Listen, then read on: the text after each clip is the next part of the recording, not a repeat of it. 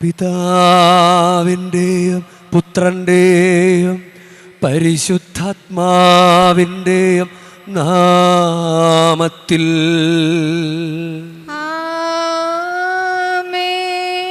നമ്മുടെ കർത്താവായ യേശുക്രിസ്തുവിൻ്റെ കൃപയും പിതാവായ ദൈവത്തിൻ്റെ സ്നേഹവും പരിശുദ്ധാത്മാവിൻ്റെ സംസർഗവും നിങ്ങളോടു കൂടെ. അങ്ങേ ആത്മാവോടും കൂടെ. ഈശോയിൽ സ്നേഹമുള്ളവരെ, നമുക്ക് ഭക്തിയോടുകൂടെ ഈ ബലി അർപ്പിക്കാം. ഇന്നത്തെ ഒന്നാം വായനയിൽ നമ്മൾ ശ്രദ്ധിക്കുന്ന ഒരു വചനമാണ്. അത് പുറപ്പാടിൻ്റെ പുസ്തകം 1-12 വാക്യം. പീഡിപ്പിക്കും തോറും അവർ വർദ്ധിക്കുകയും വ്യാപിക്കുകയും ചെയ്തുകൊണ്ടിരുന്നു. ഈജിപ്തുകാർ ഇസ്രായേൽ മക്കളെ ഭയപ്പെട്ടു തുടങ്ങി. പീഡിപ്പിക്കും തോറും അവർ വർദ്ധിക്കുകയും വ്യാപിക്കുകയും ചെയ്തുകൊണ്ടിരുന്നു. നമുക്ക് കർത്താവിൻ്റെ കൂടെ നിൽക്കുമ്പോൾ നമുക്ക് കിട്ടുന്നൊരു കാര്യമാണ് സഹനം. പക്ഷേ സഹനം വന്നു കഴിഞ്ഞാൽ നമ്മൾ ഇട്ടിട്ട് പോകരുത് കർത്താവിന്. ഇസ്രായേൽ ജനത്തിൻ്റെ ഒരു പ്രധാന ക്വാളിറ്റി അതായിരുന്നു. അവർ പീഡിപ്പിക്കും തോറും അവർ പെരുകിക്കൊണ്ടിരുന്നു. നമ്മുടെ തീക്ഷ്ണതയും വിശ്വാസവും ഭക്തിയൊക്കെ നമുക്ക് വർദ്ധിച്ചുകൊണ്ടിരിക്കണം. ഈശോയിലുള്ള വിശ്വാസം, ഈശോയോടുള്ള സ്നേഹം, അതൊക്കെ വർദ്ധിച്ചു വരട്ടെ. ഈശോയുടെ കൂടെ നിന്നിട്ട് വലിയ ഉപകാരമില്ല എന്ന് തോന്നാതിരിക്കട്ടെ. അതിനുവേണ്ടി നമുക്ക് പ്രത്യേകം പ്രാർത്ഥിക്കാം. കൂടുതൽ അനുഗ്രഹം നമുക്കുണ്ടാകട്ടെ.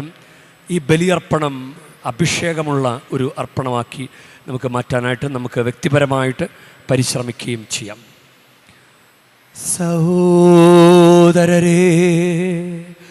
ദിവരഹസ്യങ്ങൾ കൊണ്ടാടുന്നതിന് നാം യോഗ്യരാകേണ്ടതിന്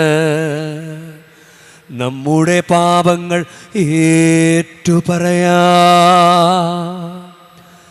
സർവശക്തനായ ദൈവത്തോടും സഹോദരരെ നിങ്ങളോടും ഞാൻ ഏറ്റുപറയുന്നു.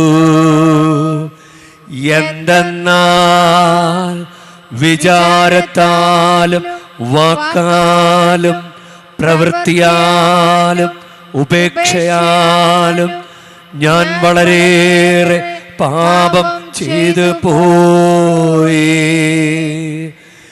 എൻ്റെ പിഴ, എൻ്റെ പിഴ, എൻ്റെ വലിയ പിഴ.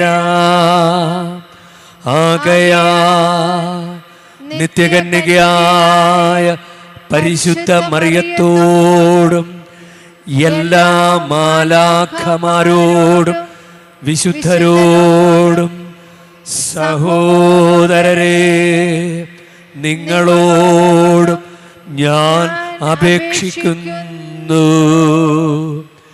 എനിക്കു വേണ്ടി നമ്മുടെ കർത്താവായ ദൈവത്തോട് പ്രാർത്ഥിക്കണമേ.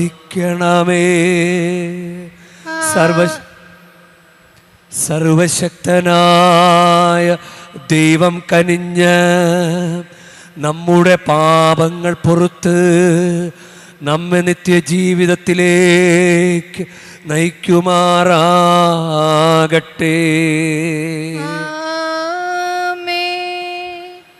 കർത്താവേ കനിയണമേ, കർത്താവേ കനിയണമേ. ക്രിസ്തുവേ കനിയണമേ, ക്രിസ്തുവേ കനിയണമേ. കർത്താവേ കനിയണമേ, കർത്താവേ കനിയണമേ. നമുക്ക് പ്രാർത്ഥിക്കാം. ദൈവമേ, വഴിതെറ്റിയവർ നേർവഴിയിലേക്ക് തിരികെ വരാൻ പ്രാപ്തരാകേണ്ടതിന് അങ്ങേ സത്യത്തിൻ്റെ പ്രകാശം അങ്ങ് ഞങ്ങൾക്ക് കാണിച്ചു നൽകുന്നുവല്ലോ. ക്രിസ്ത്യ വിശ്വാസം പ്രഖ്യാപിക്കുന്നവരെല്ലാം ആ ക്രിസ്തീയ നാമത്തിന് വിരുദ്ധമായവ വിട്ടുപേക്ഷിക്കാനും അനുയുക്തമായവ പിഞ്ചെല്ലാനും ഇടയാക്കണമേ. അങ്ങയോടുകൂടെ പരിശുദ്ധാത്മാവുമായുള്ള ഐക്യത്തിൽ എന്നെന്നും ദൈവമായി ജീവിച്ചു വാഴുന്ന ഞങ്ങളുടെ കർത്താവും അങ്ങയുടെ പുത്രനുമായ യേശുക്രിസ്തു വഴി ഞങ്ങൾ സമർപ്പിക്കുന്ന പ്രാർത്ഥന കേട്ടരുളേണമേ.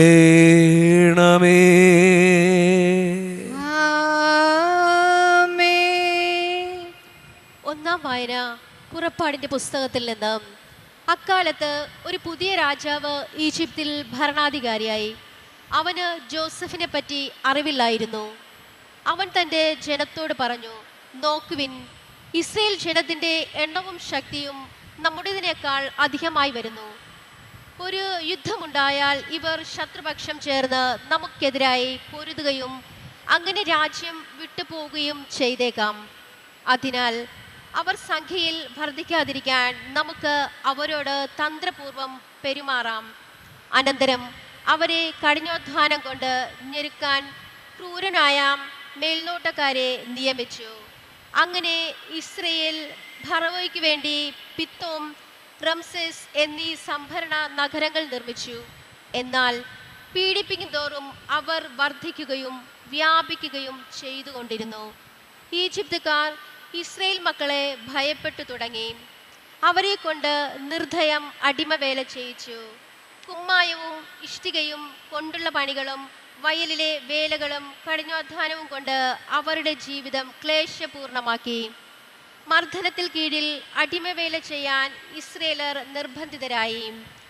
അപ്പോൾ ഫറവോ പ്രജകളോട് കൽപ്പിച്ചു, ഹെബ്രായർക്ക് ജനിക്കുന്ന ആൺകുട്ടികളെല്ലാം നൈൽ നദിയിൽ എറിഞ്ഞു കളയുവിൻ, പെൺകുട്ടികൾ ജീവിച്ചു കൊള്ളട്ടെ. കർത്താവിന്റെ വചനം. ദൈവത്തിന് നന്ദി. പ്രതിവചന സങ്കീർത്തനം. കർത്താവിന്റെ നാമത്തിലാണ് നമ്മുടെ ആശ്രയം. കർത്താവിന്റെ നാമത്തിലാണ് നമ്മുടെ ആശ്രയം.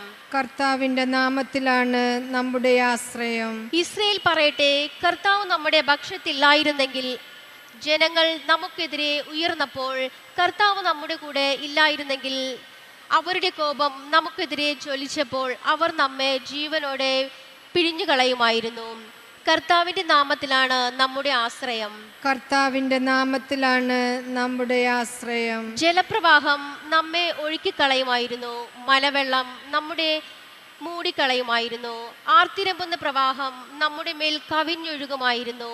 നമ്മെ അവരുടെ പല്ലിന് ഇരയാകാതിരിക്കുന്ന കർത്താവ് വാഴ്ത്തപ്പെടട്ടെ. കർത്താവിന്റെ നാമത്തിലാണ് നമ്മുടെ ആശ്രയം.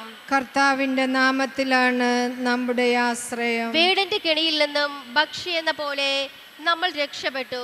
കെണി തകർന്ന് നാം രക്ഷപ്പെട്ടു.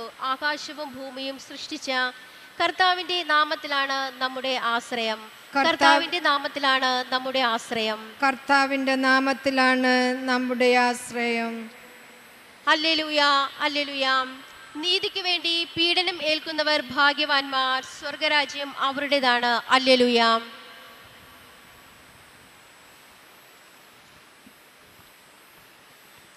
കർത്താവ് നിങ്ങളോടു കൂടെ, അങ്ങേ ആത്മാവോടും കൂടെ. മത്തായിയുടെ വിശുദ്ധ സുവിശേഷത്തിൽ നിന്നുള്ള വായന. കർത്താവേ, അങ്ങേക്കു മഹത്വം. അക്കാലത്ത് യേശു തൻ്റെ ശിഷ്യന്മാരോട് അരുളി ചെയ്തു, ഭൂമിയിൽ സമാധാനമാണ് ഞാൻ കൊണ്ടുവന്നിരിക്കുന്നത് എന്ന് നിങ്ങൾ വിചാരിക്കരുത്. സമാധാനമല്ല, വാളാണ് ഞാൻ കൊണ്ടുവന്നിരിക്കുന്നത്. എന്തെന്നാൽ ഒരുവനെ തൻ്റെ പിതാവിനെതിരായും മകളെ അമ്മയ്ക്കെതിരായും മരുമകളെ അമ്മായി അമ്മയ്ക്കെതിരായും ഭിന്നിപ്പിക്കാനാണ് ഞാൻ വന്നിരിക്കുന്നത്. സ്വന്തം കുടുംബത്തിൽപ്പെട്ടവർ തന്നെയായിരിക്കും ഒരുവൻ്റെ ശത്രുക്കൾ. എന്നെക്കാളധികം പിതാവിനെയോ മാതാവിനെയോ സ്നേഹിക്കുന്നവൻ എനിക്ക് യോഗ്യനല്ല. എന്നെക്കാളധികം പുത്രനെയോ പുത്രിയെയോ സ്നേഹിക്കുന്നവനും എനിക്ക് യോഗ്യനല്ല. സ്വന്തം കുരിശെടുത്ത് എന്നെ അനുഗമിക്കാത്തവൻ എനിക്ക് യോഗ്യനല്ല. സ്വന്തം ജീവൻ കണ്ടെത്തുന്നവൻ അത് നഷ്ടപ്പെടുത്തും. എന്നെ പ്രതി സ്വന്തം ജീവൻ നഷ്ടപ്പെടുത്തുന്നവൻ അത് കണ്ടെത്തും. നിങ്ങളെ സ്വീകരിക്കുന്നവൻ എന്നെ സ്വീകരിക്കുന്നു, എന്നെ സ്വീകരിക്കുന്നവൻ എന്നെ അയച്ചവനെ സ്വീകരിക്കുന്നു. പ്രവാചകനെ പ്രവാചകനായി സ്വീകരിക്കുന്നവന് പ്രവാചകന്റെ പ്രതിഫലവും നീതിമാനെ നീതിമാനായി സ്വീകരിക്കുന്നവന് നീതിമാന്റെ പ്രതിഫലവും ലഭിക്കുന്നു. ഈ ചെറിയവരിൽ ഒരുവന് ശിഷ്യന് എന്ന നിലയിൽ ഒരു പാത്രം വെള്ളമെങ്കിലും കൊടുക്കുന്നവന് പ്രതിഫലം ലഭിക്കാതിരിക്കില്ലെന്ന് സത്യമായി ഞാൻ നിങ്ങളോട് പറയുന്നു. യേശു 12 ശിഷ്യന്മാർക്കും നിർദ്ദേശങ്ങൾ നൽകിയതിന് ശേഷം അവരുടെ പട്ടണങ്ങളിൽ പഠിപ്പിക്കുവാനും പ്രസംഗിക്കുവാനുമായി അവിടെ നിന്ന് പുറപ്പെട്ടു. കർത്താവിൻ്റെ സുവിശേഷം. ക്രിസ്തുവേ അങ്ങേക്ക് സ്തുതി. നമുക്കിരിക്കാം. ഈശോയിൽ സ്നേഹമുള്ളവരെ, കർത്താവിൻ്റെ ജനത്തിൻ്റെ ക്വാളിറ്റി അതാണ്. കർത്താവിൻ്റെ ജനത്തിൻ്റെ ക്വാളിറ്റി അത് നമ്മൾ ഇന്ന് ധ്യാനിക്കുന്നത് നല്ലതാണ്. ഇന്നത്തെ വായനകളിൽ നിന്ന് കർത്താവിൻ്റെ ജനത്തിനൊരു ക്വാളിറ്റി ഉണ്ട്. നമ്മുടെ കർത്താവ് നല്ല കട്ടക്ക് കൂടെ നിൽക്കുന്നയാളാണ്. അതാണ് ഇന്നത്തെ സങ്കീർത്തനം പറയുന്നത്. ഇസ്രായേൽ പറയട്ടെ, കർത്താവ് നമ്മുടെ പക്ഷത്തില്ലായിരുന്നുവെങ്കിൽ, ജനങ്ങൾ നമുക്കെതിരെ ഉയർന്നപ്പോൾ കർത്താവ് നമ്മുടെ കൂടെ ഇല്ലായിരുന്നുവെങ്കിൽ, അവരുടെ കോപം നമുക്കെതിരെ ജ്വലിച്ചപ്പോൾ അവർ നമ്മെ ജീവനോടെ വിഴുങ്ങിക്കളയുമായിരുന്നു. സങ്കീർത്തനം. അതുപോലെ ജലപ്രവാഹം നമ്മളെ ഒഴുക്കിക്കളയുമായിരുന്നു, മലവെള്ളം നമ്മളെ മൂടിക്കളയുമായിരുന്നു, ആർത്തിരമ്പുന്ന പ്രവാഹം നമ്മുടെ മേൽ കവിഞ്ഞൊഴുകുമായിരുന്നു. അപ്പോൾ ഇത് കർത്താവ് കൂടെ നിൽക്കുന്നു എന്നതിൻ്റെ അതിനെക്കുറിച്ച് സങ്കീർത്തകൻ പറയുന്ന വചനമാണ്. നമുക്കും പറയാൻ സാധിക്കും, ഇല്ലേ, ജീവിതത്തിൽ കുറേ കഷ്ടപ്പാടുകളും ദുരിതങ്ങളും ഉണ്ട്. അത് മാറിയിട്ടുള്ളൊരു ജീവിതം ഇല്ലല്ലോ. പക്ഷേ ഈ കഷ്ടപ്പാടിൻ്റെ ഇടയിലും കർത്താവ് കൂടെ ഉണ്ട് എന്നുള്ളത് വളരെ സത്യമാണ്. കർത്താവ് കൂടെ ഉണ്ട് എന്നുള്ളത് വളരെ സത്യമാണ്. അപ്പം കർത്താവിൻ്റെ കൂടെ നിൽക്കുക, അതാണ് ദൈവജനത്തിൻ്റെ ക്വാളിറ്റി. കൂടെ നിൽക്കുന്ന കർത്താവിൻ്റെ കൂടെ നിൽക്കുക ആണ്. അപ്പോൾ നമുക്ക് ഈ കർത്താവിൻ്റെ കൂടെ നിന്ന് കഴിഞ്ഞാൽ ചില കെണികൾ പോലും തകർന്നു പോകും. അതാണ് ഇന്നത്തെ സങ്കീർത്തനത്തിൻ്റെ അവസാനത്തെ വചനം. നിങ്ങളുടെ ജീവിതത്തിൽ എന്തെങ്കിലും ഒരു കെണികളുണ്ടെങ്കിൽ, ചിലപ്പോൾ ഒരു വിവാഹേതര ബന്ധം, അല്ലെങ്കിൽ മക്കൾക്ക് നമ്മുടെ കുടുംബത്തിന് ചേരാത്തൊരു ബന്ധം, തെറ്റായ പ്രണയബന്ധം, അല്ലെങ്കിൽ എന്തെങ്കിലും ഒരു കേസുകൾ, വഴക്കുകൾ, എന്തെങ്കിലും ഒരു ഊരാക്കുരുക്കുകളൊക്കെ ഉണ്ടെങ്കിൽ നിങ്ങൾക്ക് പ്രാർത്ഥിക്കാൻ പറ്റിയ ഒരു വചനമാണ് സങ്കീർത്തനം 124 7 8. സങ്കീർത്തനം 124 7 8. അത് പ്രാർത്ഥിക്കണം എന്നല്ല, വേടൻ്റെ കെണിയിൽ നിന്ന് പക്ഷി എന്ന പോലെ നമ്മൾ രക്ഷപ്പെട്ടു, കെണി തകർന്നു രക്ഷപ്പെട്ടു. ആകാശവും ഭൂമിയും സൃഷ്ടിച്ച കർത്താവിൻ്റെ നാമത്തിലാണ് നമ്മുടെ ആശ്രയം. വേടൻ്റെ കെണിയിൽ നിന്ന് പക്ഷി എന്ന പോലെ, അമ്പെയ്തുകൊണ്ടിരിക്കുന്ന വേടൻ ഇങ്ങനെ മുട്ടിയില്ല എന്ന് പറഞ്ഞ അമ്പിങ്ങനെ പോവും, ദേഹത്ത് മുട്ടില്ല. ഇല്ല, അങ്ങനെ ചിലപ്പോൾ ചില അപകടങ്ങളിൽ നിന്ന് രക്ഷപ്പെട്ട എത്രയോ അനുഭവങ്ങൾ ഉണ്ടാകാം. അപ്പോൾ അത് ഈ വചനം ഒന്ന് പ്രാർത്ഥിക്കുന്നല്ല, ഈ വചനം വെച്ചിട്ട് പ്രാർത്ഥിച്ചാൽ കെണി തകരും. പരീക്ഷിച്ച് നോക്കിക്കോളൂ, കെണി തകരും. വേടൻ്റെ കെണിന്ന് പക്ഷി എന്ന പോലെ കെണി തകർന്ന് നമ്മൾ രക്ഷപ്പെട്ടു, കെണി തകർന്ന് നാം രക്ഷപ്പെട്ടു. വേടൻ്റെ കെണിന്ന് പക്ഷി എന്ന പോലെ നമ്മൾ രക്ഷപ്പെട്ടു, കെണി തകർന്നു നാം രക്ഷപ്പെട്ടു. ആകാശവും ഭൂമിയും സൃഷ്ടിച്ച കർത്താവിൻ്റെ നാമത്തിലാണ് നമ്മുടെ ആശ്രയം. അപ്പോൾ ദൈവം കൂടെ നിൽക്കുന്ന ദൈവമാണ്. ഇത് വളരെ അർത്ഥവത്തായിട്ടുള്ളൊരു കാര്യമാണ്. ഇത് വെറുതെ ഒരു ഫ്രേസ് ഇങ്ങനെ പറയുന്നതല്ല. ദൈവം കൂടെ നിൽക്കുന്ന ദൈവമാണ്. എനിക്ക് നല്ല ബോധ്യമുണ്ട്, ഒരു വൈദികൻ എന്ന നിലയിൽ എനിക്ക് നല്ല ബോധ്യമുണ്ട്, ദൈവം കൂടെ നിൽക്കുന്ന ദൈവമാണ്. നമുക്ക് ചിലപ്പോൾ മനസ്സിലാകിയല്ല, ദൈവം ക്രമീകരിക്കുന്ന വഴികൾ നമുക്ക് മനസ്സിലാകിയല്ല. അപ്പോൾ അതിൻ്റെ ഇടയ്ക്ക് നമ്മൾ ഓടിക്കളയരുത്, അതിൻ്റെ ഇടയ്ക്ക് വേറെ ആശ്രയങ്ങളിലേക്ക് പോകരുത്, ദൈവത്തെ വിട്ടിട്ട് വേറെ ആശ്രയങ്ങളിലേക്ക് പോകരുത്. ചിലപ്പോൾ ദൈവത്തോട് സംസാരിക്കാമായിരുന്ന വിഷയം മനുഷ്യരോട് പറഞ്ഞ് എല്ലാവരെയും അറിയിച്ച ചില കേസുകളൊക്കെ ഇല്ല. എന്തിനാ മനുഷ്യരോട് പറയാൻ പോയത്? മനുഷ്യൻ എങ്ങനെ പരിഹാരം കണ്ടെത്താൻ പറ്റും? ദൈവം കാണേണ്ട പരിഹാരത്തിന് മനുഷ്യൻ എങ്ങനെ പരിഹാരം കാണാൻ പറ്റും? ഇപ്പം ഇന്ന് ഇസ്രായേൽ ജനത്തിൻ്റെ ഈജിപ്തിൽ അവർ പെരുകാൻ തുടങ്ങിയപ്പോഴും അവർക്കെതിരെ നടത്തുന്ന നടപടികൾ, പക്ഷെ ദൈവം അവരെ ക്രമീകരിക്കുന്നുണ്ടല്ലോ. പുറപ്പാടിൻ്റെ പുസ്തകം ഇന്ന് വായിച്ചു കേട്ട വചനഭാഗത്തിൻ്റെ തുടർച്ചയായിട്ടുള്ള വചനങ്ങളിൽ അവർ അങ്ങനെ കുഞ്ഞുങ്ങളെ കൊന്നുകളയാൻ വേണ്ടിയിട്ടുള്ള ശ്രമം നടത്തുമ്പോഴും, എന്നാൽ പുറപ്പാട് 1:17, എന്നാൽ ആ സൂതീകർമ്മിണികൾ ദൈവഭയമുള്ളവരായിരുന്നതിനാൽ രാജാവ് പറഞ്ഞത് അവർ ചെയ്തില്ല. ഇപ്പോൾ ഓരോ പ്രസവ ശുശ്രൂഷ ചെയ്യുന്ന സ്ത്രീകളോട് പറഞ്ഞു, ആൺകുട്ടിയെങ്കിൽ അവരെ വധിക്കണം. പക്ഷേ അവരത് ചെയ്തില്ല. അവർക്ക് ദൈവഭയമുണ്ട്. എന്തുകൊണ്ട് അങ്ങനെ സംഭവിച്ചു? അത് ദൈവം ക്രമീകരിച്ചതാണ്.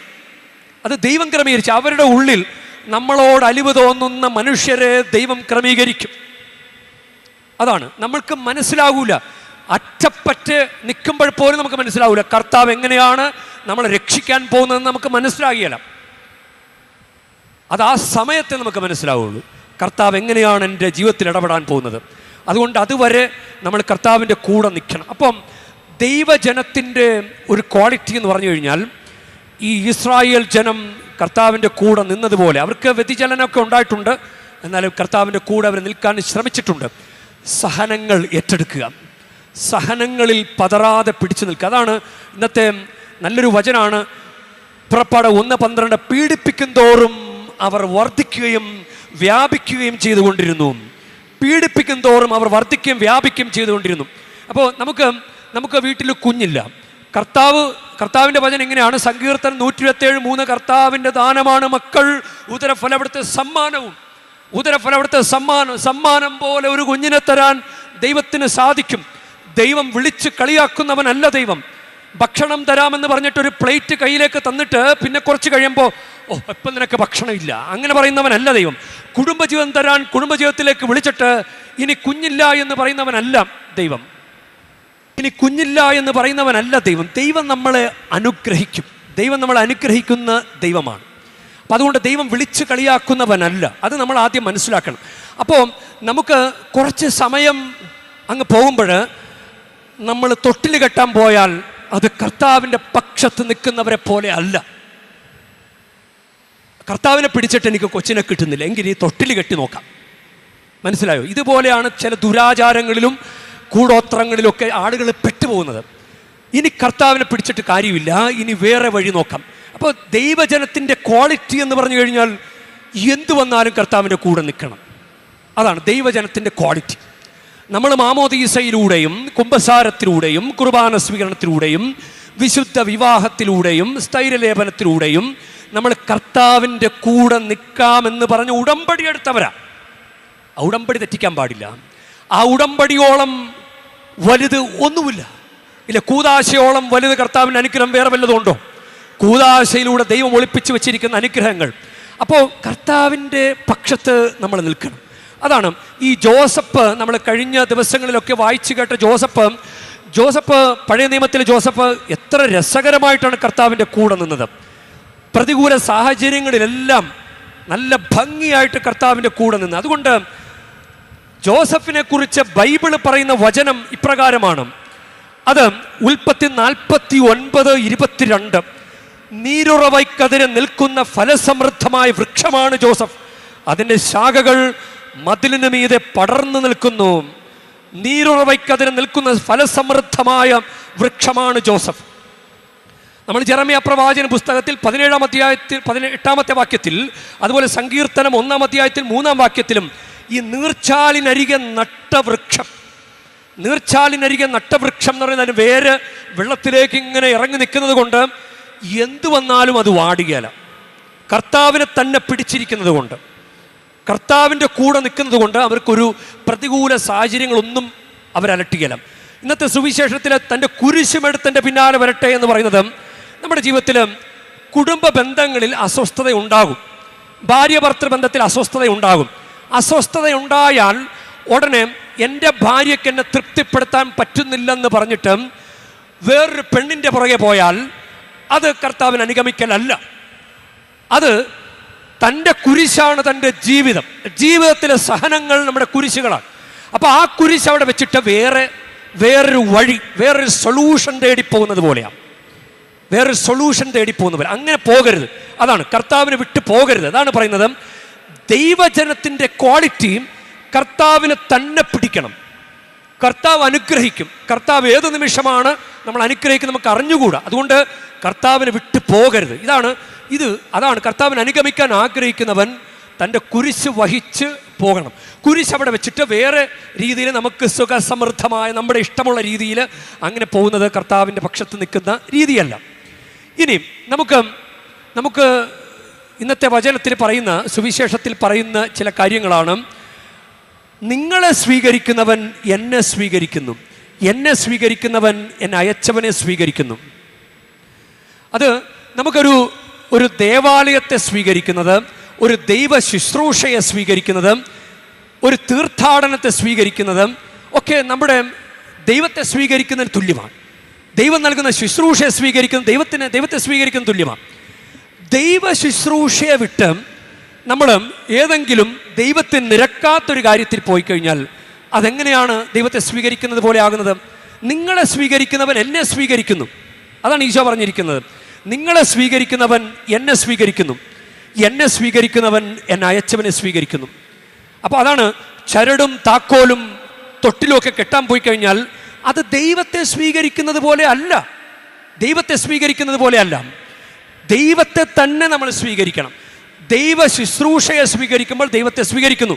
ദൈവ ശുശ്രൂഷ ചെയ്യുന്ന ഒരാൾ പറയുന്നത് കേൾക്കുമ്പോൾ ദൈവത്തെ സ്വീകരിക്കുന്നത് പോലെയാണ്. അതാണ് ഇന്ന് തുടർന്നുള്ള വചനം നിങ്ങളൊന്ന് കേട്ടുകഴിഞ്ഞ്, അതായത് പ്രവാചകനായി സ്വീകരിക്കുന്നവന് പ്രവാചകന്റെ പ്രതിഫലവും നീതിമാനായി സ്വീകരിക്കുന്നവന് നീതിമാന്റെ പ്രതിഫലം ലഭിക്കുന്നു.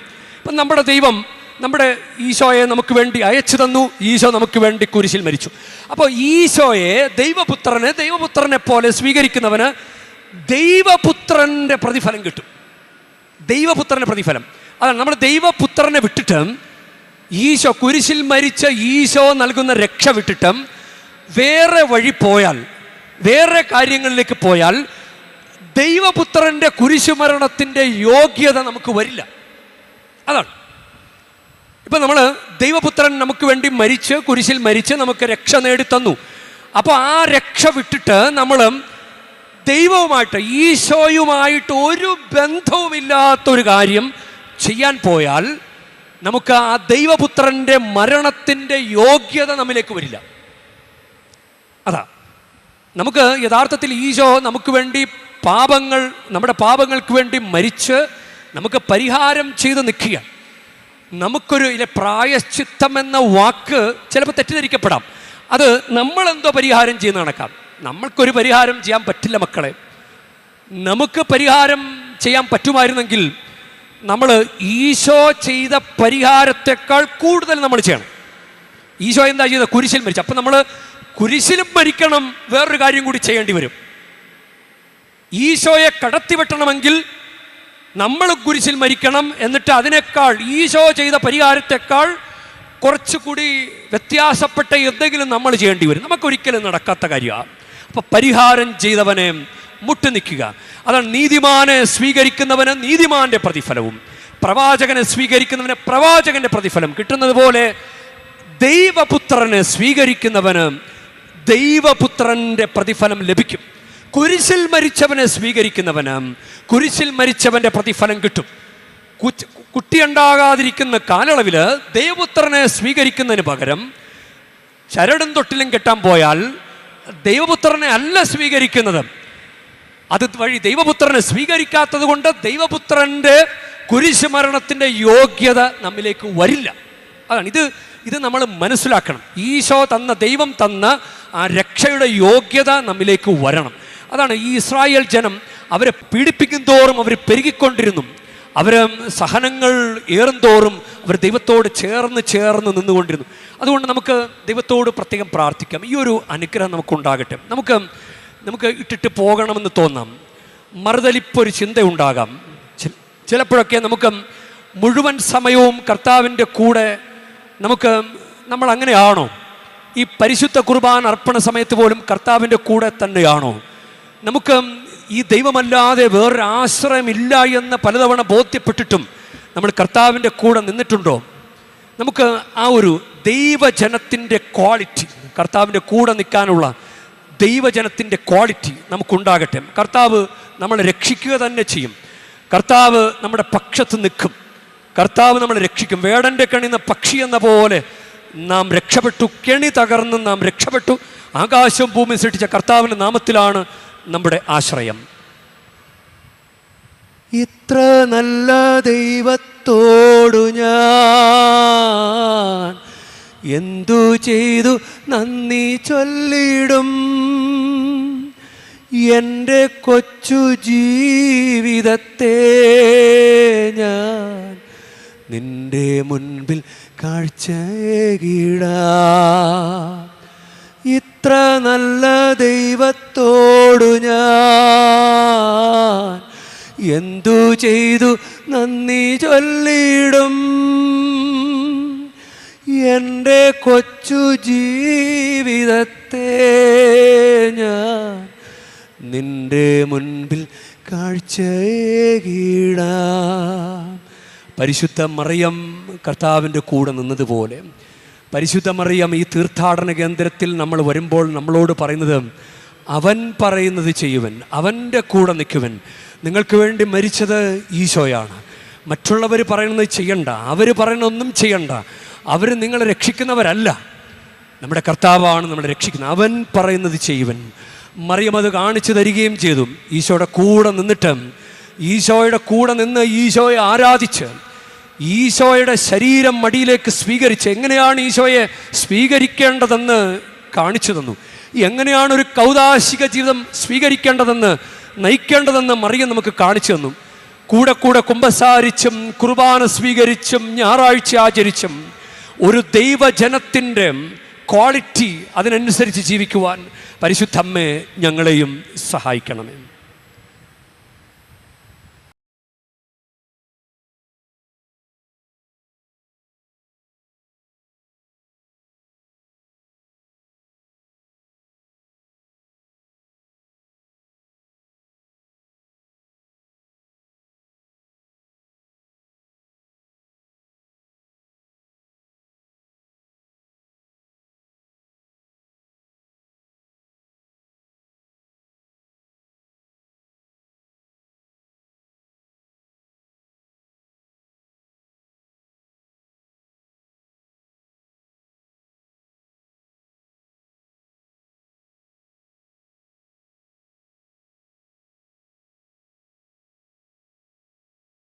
സഹോദരൻ്റെയും നിങ്ങളുടെയും ബലി സർവശക്തനും പിതാവുമായ ദൈവത്തിന് സ്വീകാര്യമാകുവാൻ വേണ്ടി നിങ്ങൾ പ്രാർത്ഥിക്കുവൻ.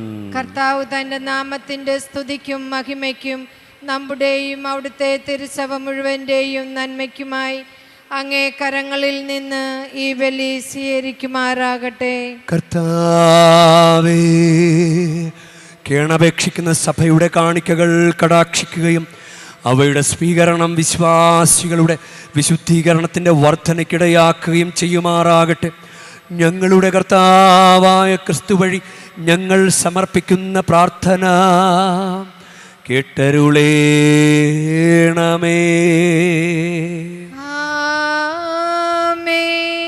കർത്താവ് നിങ്ങളോടു കൂടെ, അങ്ങേ ആത്മാവോടും കൂടെ. ഹൃദയങ്ങൾ ഉയർത്തുവിൻ. കർത്താവിലേക്ക് ഞങ്ങൾ ഉയർത്തിയിരിക്കുന്നു. നമ്മുടെ കർത്താവായ ദൈവത്തിന് നന്ദി പ്രകാശിപ്പിക്കാം. അതുചിതവും ന്യായവുമത്രേ. ഏറ്റവും പരിശുദ്ധനായ പിതാവേ, അങ്ങേ പ്രിയപുത്രനായ യേശു ക്രിസ്തുവിലൂടെ എങ്ങും എപ്പോഴും അങ്ങേക്ക് ഞങ്ങൾ കൃതജ്ഞത അർപ്പിക്കുന്നത് യഥാർത്ഥത്തിൽ ഉചിതവും ന്യായവും യോഗ്യവും രക്ഷാകരവുമാണല്ലോ. പരിശുദ്ധാത്മാവാൽ മനുഷ്യാവതാരം ചെയ്യുകയും കന്യകയിൽ ജാതനാവുകയും ഞങ്ങൾക്ക് രക്ഷകനും ഉദ്ധാരകനുമായി അങ്ങ് അയക്കുകയും ചെയ്ത അങ്ങ് വചനം വഴി അങ്ങ് സമസ്തവും സൃഷ്ടിച്ചു. അങ്ങേ തിരുവുള്ളം നിറവേറ്റിക്കൊണ്ടും പരിശുദ്ധമായൊരു ജനത്തെ അങ്ങേക്ക് നേടിത്തന്നുകൊണ്ടും പീഡാസഹനവേളയിൽ കൈകൾ വിരിച്ച് അവിടുന്ന് മരണം ഉന്മൂലനം ചെയ്യുകയും ഉത്ഥാനം വെളിപ്പെടുത്തുകയും ചെയ്തു. ആകയാൽ എല്ലാ മാലാഖമാരോടും വിശുദ്ധരോടും ചേർന്ന് അങ്ങയുടെ മഹത്വത്തെ പ്രകീർത്തിച്ചുകൊണ്ട് ഞങ്ങളും താഴ്മയോടെ ആലപിക്കുന്നു.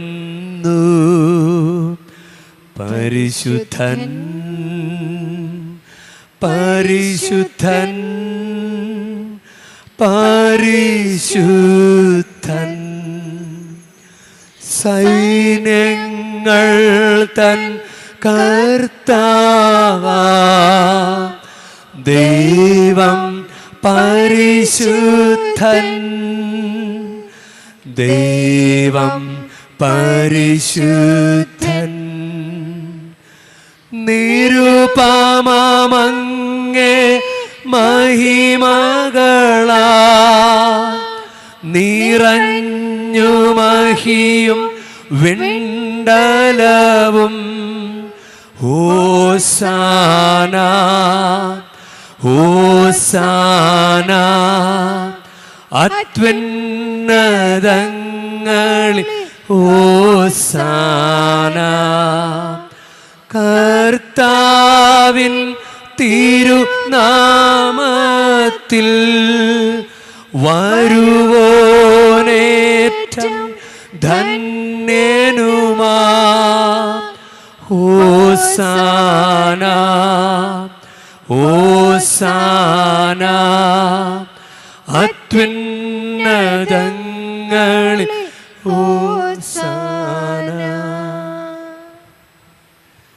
കർത്താവേ, സർവവിശുദ്ധിയുടെയും ഉറവിടമായ അങ്ങ് സത്യമായും പരിശുദ്ധനാകുന്നു.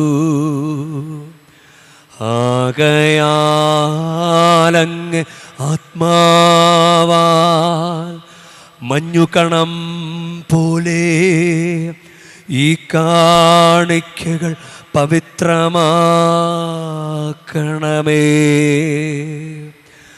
അങ്ങനെ ഞങ്ങൾക്കായി ഇവ ഞങ്ങളുടെ കർത്താവായ യേശുക്രിസ്തുവിൻ്റെ ശരീരവും രക്തവുമായി തീരുമാറാകട്ടെ.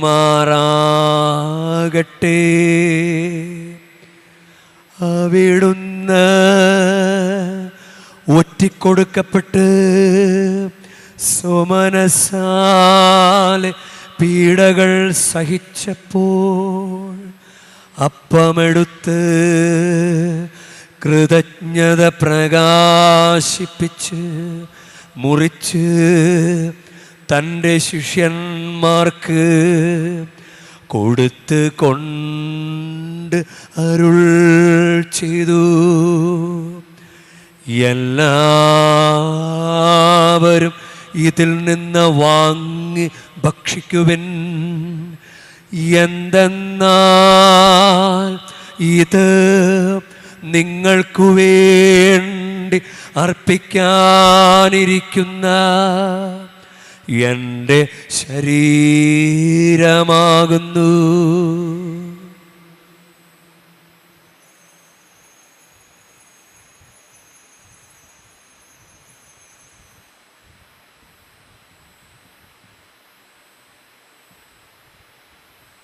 അപ്രകാരം അത്താഴം കഴിഞ്ഞ് പാനപാത്രമെടുത്ത്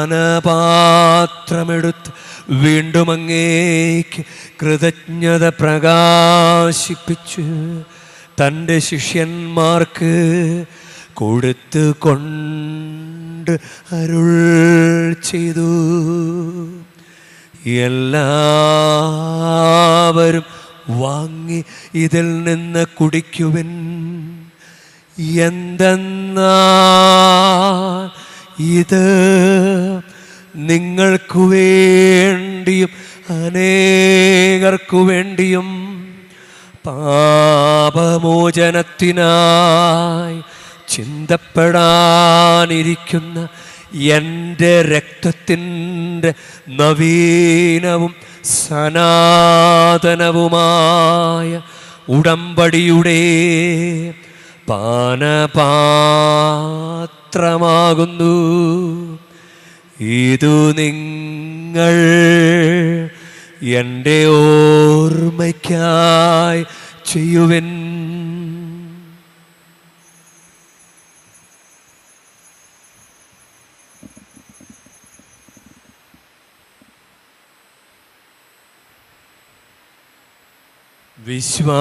വിശ്വാസത്തിൻ്റെ രഹസ്യം.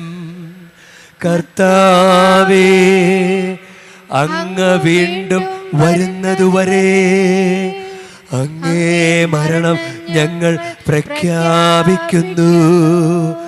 അങ്ങേ ഉയർപ്പ് ഞങ്ങൾ ഏറ്റുപറയുന്നു. ആകയാൽ കർത്താവേ, അവിടുത്തെ മരണവും ഉയർപ്പും ഓർത്തുകൊണ്ട് അങ്ങ് തിരുമുമ്പിൽ നിൽക്കുന്നതിനും അങ്ങേ പരിചരിക്കുന്നതിനും അർഹരാക്കി തീർത്തതിന് ഞങ്ങൾ നന്ദി പറഞ്ഞുകൊണ്ട് ജീവൻ്റെ അപ്പവും രക്ഷയുടെ പാനപാത്രവും ഞങ്ങൾ അങ്ങേക്ക് അർപ്പിക്കുന്നു. ക്രിസ്തുവിൻ്റെ ശരീരത്തിലും രക്തത്തിലും പങ്കുചേരുന്ന ഞങ്ങളെ പരിശുദ്ധാത്മാവിൽ ഒന്നായി ചേർക്കണമെന്ന് താഴ്മയോടെ ഞങ്ങൾ അപേക്ഷിക്കുന്നു. കർത്താവേ, ലോകമെങ്ങും വ്യാപിച്ചു കിടക്കുന്ന അങ്ങേ സഭയെ ഓർക്കണമേ. ഞങ്ങളുടെ ലയോ പാപ്പായോടും ഞങ്ങളുടെ രൂപതാധ്യക്ഷനായ സഹായരാജമെത്രാനോടും വൈദികഗണത്തോടുമൊത്ത് സഭയെ അങ്ങ് സ്നേഹത്തിൻ്റെ പൂർണ്ണതയിൽ എത്തിക്കണമേ. ഉയർപ്പിൻ്റെ പ്രത്യാശയോടെ നിദ്രകൊള്ളുന്ന ഞങ്ങളുടെ സഹോദരങ്ങളെയും അങ്ങേ കാരുണ്യത്തിൽ മരണമടഞ്ഞ സകലരെയും അങ്ങ് ഓർക്കുകയും അങ്ങേ മുഖത്തിൻ്റെ പ്രകാശത്തിലേക്ക് അവരെ സ്വീകരിക്കുകയും ചെയ്യണമേ. ഞങ്ങളെല്ലാവരിലും കനിയണമെന്ന് ഞങ്ങൾ പ്രാർത്ഥിക്കുന്നു. അങ്ങനെ ദൈവമാതാവായ പരിശുദ്ധ കന്യകാമറിയത്തോടും ആ കന്യകയുടെ ഭർത്താവായ ഭാഗ്യപ്പെട്ട യോസേപ്പിനോടും അനുഗ്രഹീതരായ അപ്പോസ്തലന്മാരോടും കാലാകാലങ്ങൾ അങ്ങേ പ്രസാദിപ്പിച്ച സകല വിശുദ്ധരോടുമൊത്ത് നിത്യജീവനിൽ പങ്കുചേരുവാൻ ഞങ്ങൾ അർഹരാക്കുകയും അങ്ങേ പുത്രനായ യേശു ക്രിസ്തു വഴി ഞങ്ങൾ അങ്ങേ സ്തുതിക്കുകയും മഹത്വപ്പെടുത്തുകയും ചെയ്യുമാറാകട്ടെ.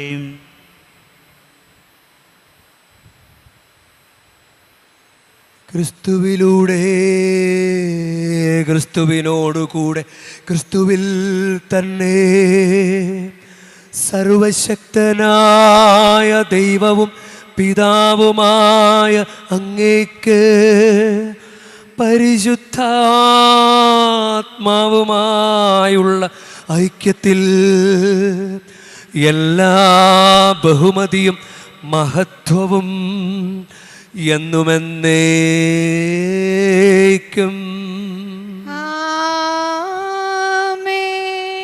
നമ്മുടെ കർത്താവ് കൽപ്പിച്ചതും പഠിപ്പിച്ചതും അനുസരിച്ച് നമുക്കൊന്ന് ചേർന്ന് സ്നേഹത്തോടെ ഭക്തിയോടുകൂടെ നമുക്ക് പ്രാർത്ഥിക്കാം. സ്വർഗസ്ഥനായ ഞങ്ങളുടെ പിതാവേ, അങ്ങയുടെ നാമം പൂജിതമാകണമേ, അങ്ങേ രാജ്യം വരണമേ, അങ്ങേ തിരുമനസ്സ് സ്വർഗത്തിലെ പോലെ ഭൂമിയിലും ആകണമേ. അന്നു വേണ്ട ആഹാരം ഇന്ന് ഞങ്ങൾക്ക് തരണമേ. ഞങ്ങളോട് തെറ്റ് ചെയ്യുന്നവരോട് ഞങ്ങൾ ക്ഷമിക്കുന്ന പോലെ ഞങ്ങളുടെ തെറ്റുകളും ഞങ്ങളോടും ക്ഷമിക്കണമേ. ഞങ്ങളെ പ്രലോഭനത്തിൽ ഉൾപ്പെടുത്തരുതേ, തിന്മയിൽ നിന്ന് ഞങ്ങളെ രക്ഷിക്കണമേ. കർത്താവേ, എല്ലാ തിന്മകളിൽ നിന്ന് ഞങ്ങളെ മോചിപ്പിക്കണമേ. ഞങ്ങളുടെ ദിനങ്ങളിൽ സമാധാനം കനിവാർന്ന് നൽകണമേ. അനുഗ്രഹപൂർണമായ പ്രത്യാശയും ഞങ്ങളുടെ രക്ഷകനായ യേശു ക്രിസ്തുവിൻ്റെ ആഗമനവും പ്രതീക്ഷിച്ചുകൊണ്ട് അങ്ങേ കരുണയുടെ സഹായത്താൽ ശക്തി പ്രാപിച്ച് ഞങ്ങളെപ്പോഴും പാപത്തിൽ നിന്ന് മോചിതരാവുകയും എല്ലാ വിപത്തുകളിൽ നിന്ന് സുരക്ഷിതരാവുകയും ചെയ്യുമാറാകട്ടെ. എന്തുകൊണ്ടെന്നാൽ രാജ്യവും ശക്തിയും മഹത്വവും എന്നേക്കും അങ്ങയുടേതാകുന്നു. സമാധാനം ഞാൻ നിങ്ങൾക്ക് നൽകുന്നു, എൻ്റെ സമാധാനം നിങ്ങൾക്ക് ഞാൻ തരുന്നു എന്നങ്ങ് അപ്പോസ്തലന്മാരോട് അരുൾ ചെയ്ത കർത്താവായ യേശു ക്രിസ്തുവേ, ഞങ്ങളുടെ പാപങ്ങളല്ല പിന്നെയോ അങ്ങേ സഭയുടെ വിശ്വാസം തൃക്കൺ പാർത്ത് അങ്ങ് തിരുവുള്ളമനുസരിച്ച് സഭയ്ക്ക് സമാധാനവും ഐക്യവും നൽകുവാൻ കനിയണമേ. എന്നും ജീവിക്കുകയും വാഴുകയും ചെയ്യുന്ന അങ്ങ് ഞങ്ങളുടെ പ്രാർത്ഥന കേട്ടരുളയണമേ. കർത്താവിൻ്റെ സമാധാനം നിങ്ങളോട് കൂടെ എപ്പോഴും ഉണ്ടായിരിക്കട്ടെ. അങ്ങേ ആത്മാവോടും കൂടെ. നിങ്ങൾ പരസ്പരം സമാധാനം ആശംസിക്കുവിൻ. ലോകത്തിൻ പാപങ്ങൾ നീക്കിടും ദൈവത്തിൻ കുഞ്ഞാടേ, ഞങ്ങളിൽ നീ കനിയണമേ. ലോകത്തിൻ പാപങ്ങൾ നീക്കിടും ദൈവത്തിൻ കുഞ്ഞാടേ, ഞങ്ങളിൽ നീ കനിയണമേ. ലോകത്തിൻ പാപങ്ങൾ നീക്കിടും ദൈവത്തിൻ കുഞ്ഞാടേ, ഞങ്ങൾക്കു ശാന്തി നൽകണമേ. ഇതാ ദൈവത്തിൻ്റെ കുഞ്ഞാട്, ഇതാ ലോകത്തിൻ്റെ പാപങ്ങൾ നീക്കുന്നവൻ. കുഞ്ഞാടിൻ്റെ വിരുന്നിന് ക്ഷണിക്കപ്പെട്ടിരിക്കുന്നവർ അനുഗ്രഹീത.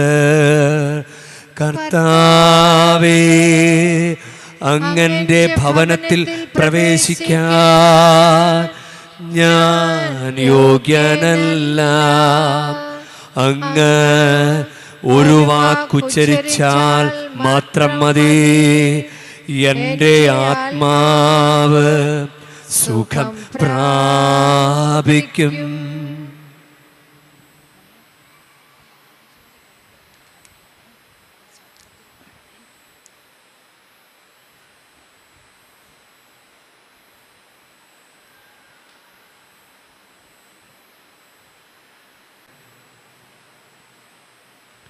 നമുക്ക് പ്രാർത്ഥിക്കാം. കർത്താവേ, ഈ ദാനങ്ങൾ സ്വീകരിച്ചുകൊണ്ട് ഞങ്ങൾ പ്രാർത്ഥിക്കുന്നു. ദിവ്യരഹസ്യത്തിലുള്ള പങ്കാളിത്തത്തോടൊപ്പം ഞങ്ങളുടെ രക്ഷയുടെ ഫലവും വർദ്ധമാനമാകട്ടെ.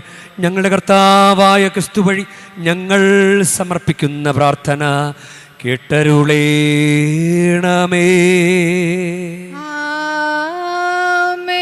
കർത്താവ് നിങ്ങളോടു കൂടെ. അങ്ങേ ആത്മാവോടും കൂടെ. പരിശുദ്ധ വേളാങ്കണ്ണി മാതാവിനോടുള്ള അനുഗ്രഹ പ്രാർത്ഥനയ്ക്കായി ശിരസ് നമിക്കാം. ഉണ്ണീശോയെ കയ്യിലേന്തിയ പരിശുദ്ധ വേളാങ്കണ്ണി മാതാവെ, ഇവിടെ കൂടിയിരിക്കുന്ന എല്ലാ ഭക്തജനങ്ങളെയും ഇവരുടെ കുടുംബങ്ങളെയും സോഷ്യൽ മീഡിയയിലൂടെ ഈ ബലിയിൽ പങ്കെടുത്ത എല്ലാവരെയും അങ്ങ് അനുഗ്രഹിച്ച് ആശീർവദിക്കണമേ. ഇവരുടെ മനസ്സ് തളർന്നു പോകുമ്പോൾ പാൽക്കാരനായ ബാലൻ്റെ പാൽക്കുടത്തിലെ പാൽ നിറഞ്ഞു തുളുമ്പിയതുപോലെ ഇവരെയും സന്തോഷത്താൽ നിറയ്ക്കണമേ. പരാജയങ്ങൾ ഇവരെ തളർത്തുമ്പോൾ മുടന്തനായ ബാലന് നടക്കാനിടയാക്കിയതുപോലെ ഇവരെയും താങ്ങി നടത്തണമേ. പോർച്ചുഗീസ് നാവികരെ സുരക്ഷിതമായി കരയിലേക്ക് എത്തിച്ചതുപോലെ സങ്കടക്കടലിൽ വലയുന്ന എല്ലാവരെയും അങ്ങ് കരകയറ്റണമേ. അനുഗ്രഹദായിനിയായ പരിശുദ്ധ ആരോഗ്യമാതാവിൻ്റെ ആശീർവാദം നിങ്ങളോടുകൂടെ എപ്പോഴും ഉണ്ടായിരിക്കട്ടെ.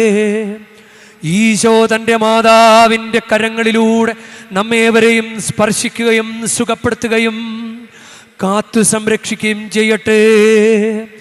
സർവശക്തനും കാരുണ്യവാനുമായ ദൈവം, പിതാവും പുത്രനും പരിശുദ്ധാത്മാവും നിങ്ങളെ ഏവരെയും നിങ്ങളുടെ കുടുംബങ്ങളെയും നിങ്ങളുടെ പ്രാർത്ഥനാ നിയോഗങ്ങളെയും സമൃദ്ധമായി അനുഗ്രഹിക്കുമാറാകട്ടെ.